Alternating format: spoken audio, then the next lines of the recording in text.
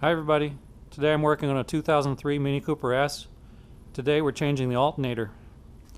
And this is a Cooper S. Unfortunately the alternator is buried under here underneath the supercharger, so we're going to need to put the car into front end service mode to get that out. So that requires removing the plastic bumper, and then underneath there we've got the aluminum sub bumper and some wires and bolts, and then we'll be able to pull the whole thing forward about this far, and that should be enough room to get in there and remove the alternator. We also need to remove the belt, so you'll need a belt tensioner tool here. I'll put a link in the description where you can get one of these. I'll also put a link in the description where you can pick up an alternator from Amazon as well. So first we'll remove these two torx bolts. These are a torx T30. All along the bottom of the bumper there's three 10mm bolts here.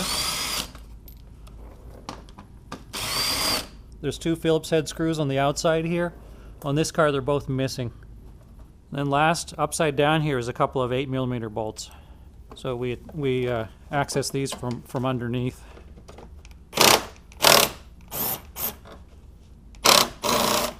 Now we just pull the bottom of the bumper out and it should just come loose, come forward. And then we disconnect the lighting connectors here. There's three on each side. And then there's also the exterior temperature sensor connector here as well. And we'll put the bumper aside. And we pull the wire through. Alright, next we'll remove the aluminum bumper, and this is held on by 5 13mm fasteners on each side. 1, 2, 3, 4, 5. Tap with a hammer and the bumper should come right off. Next you'll want to disconnect the horns. We need to go underneath and remove these two Phillips head screws so we can remove the skid plate. Just give it a quarter turn or a half turn and it'll come right out. Then there's two 10mm screws under here that we need to loosen, one on each side. Then for the crash tubes, we want to remove these two 16mm bolts.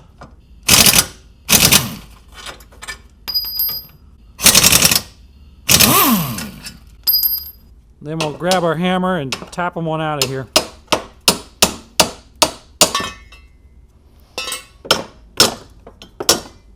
Next we'll we'll loosen up and swing the AC condenser out of the way. So we need to remove this 10mm bolt, and then there's two across the front here.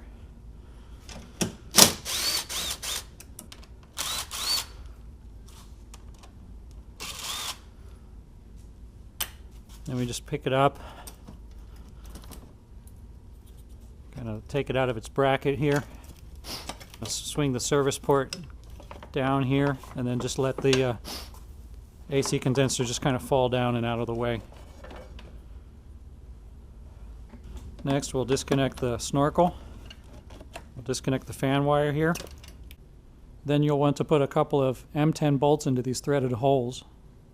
We'll slide the radiator housing or the modular front end onto these bolts, and that'll give us room to access the alternator.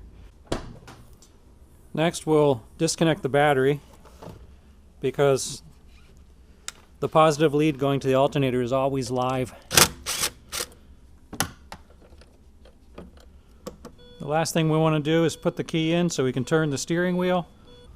I'm going to push the wheel off to the side here so we can get in here. And then we want to remove these three plastic fasteners. What I do is I hold on to the outer part from the front side here as I turn the inner part, so it doesn't just spin around. Oh, I forgot, there's one more on the top, so it's a total of 4 fasteners. We also want to remove this 10mm bolt as well that's holding onto the top radiator hose. Okay, now we just pull the modular front end forward onto the bolts we stuck in here.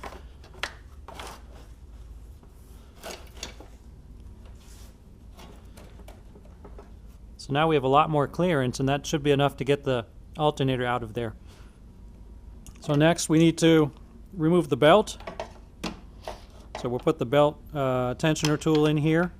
There's 2 holes on the tensioner arm that match the belt tool. Then we'll want to put this metal key into the hole in the spring here. Okay. Then we'll come around underneath and slide the belt off of the idler pulley.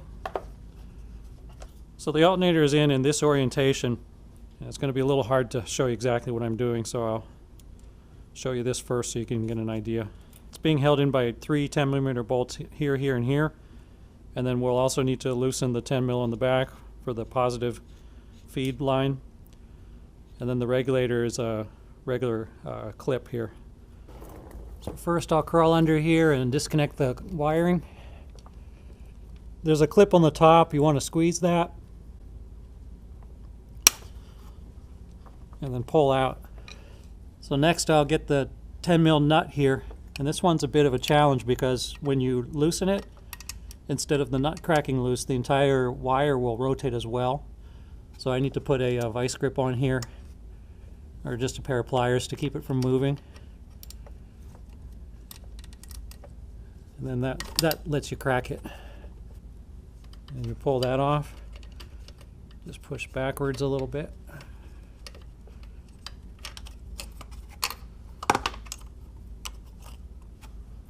Then last we'll remove these 3 10mm bolts.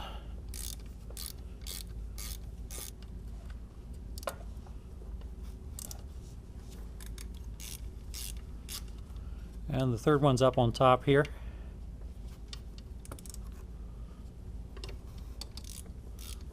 Okay, that's all the bolts, and we can pull the alternator on out. And we'll compare them to make sure they're a match. Yep, that looks good to me. Looks identical. I'll lift the new alternator up in there. I'll just want to hand tighten the bolts first. Now there's a little bit of free play with these bolts. So you want to make sure that the pulley's lined up when you put everything back together. So you just want to visually sight and make sure that the angles are lined up, because there's actually a lot of free play. You can see the bolts are much smaller than the holes that they go through. So you need to do a little bit of alignment when you put it back together. So I'll just tighten them just a little bit looser than snug. Then I'll line everything up and tighten them down to secure it at the correct alignment. Okay, I think it needs to be right about there, so I'll just go ahead and snug down this bolt now.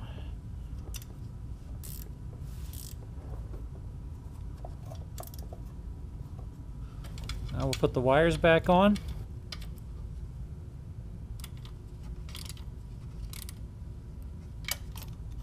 And put the clip in. That's all there is to it. Now we'll just put the belt on and assemble in reverse order. And the easiest way to put the belt on is first put it over the supercharger pulley. Run it around the upper idler pulley. Over the top of the harmonic balancer or crankshaft pulley. Then run it over the AC. Over the top of the alternator. And then back down over the lower idler pulley. Now we'll grab our belt tool again and pull the pin out. So the hard part's done. Now we just put it all back together. First is this 10mm bolt here. Then I'll hook the horn back up. I'll put the AC back in place.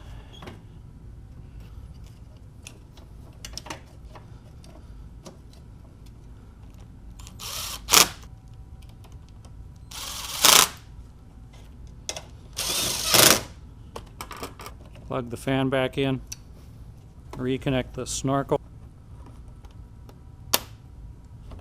Put the plastic clips back in. I'll take my bolts out again. Then we'll put the crash tubes back in. And we want to just thread the bolts in for now. We don't want to tighten these bolts just yet, because we still need to line it up with the aluminum bumper here. See, it moves around quite a bit. Alright, now we'll put the bumper back on.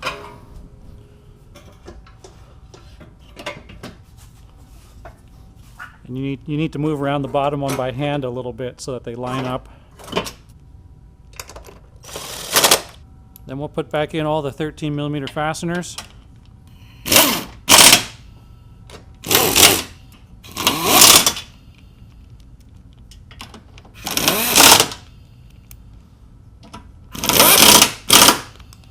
Now we can tighten the 16mm crash tube bolts.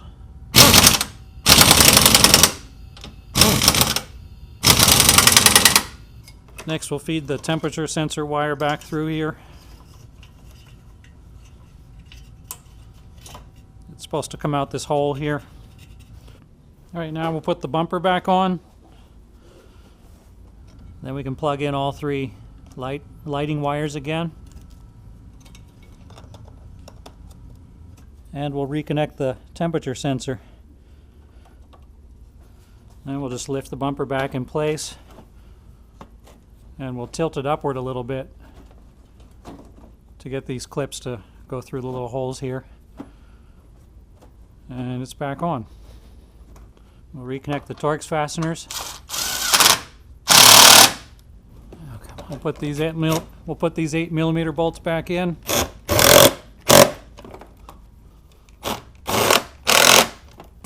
And last, we'll put the skid plate back on.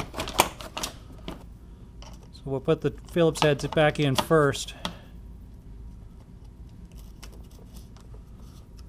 And then we'll put the 3 10mm in.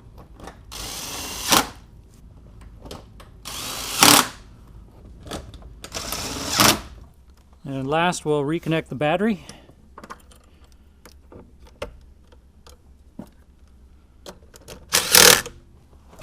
Then we'll start the car and see the battery light go off. The battery light has gone off, so the job is successful. So that's all there is to it. Thanks for watching.